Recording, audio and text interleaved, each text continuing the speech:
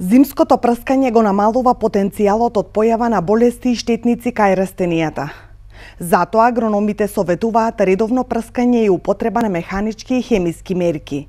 Според нив, различните видови растенија се одликуваат со различна отпорност на ниски температури. Например, зелките се поиздржливи на ладното време, но раноградинарските култури и овошките можат да пропаднат уште со првиот мраз. Затоа неопходно е зимското прскање на растенијата.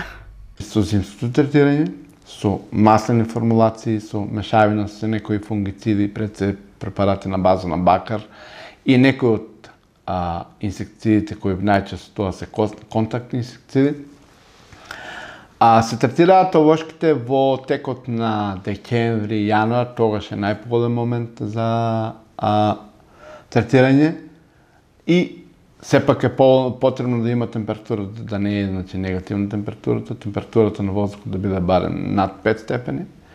И тоа доведува да и некои форми што останале пак за презимување да бидат намалени, нивната популација да биде намалена и за напролет да имаме помал потенцијал од штетници, односно како од патогени микроорганизми, така и од штетни организми, односно инсекти, пајачина и така натаму.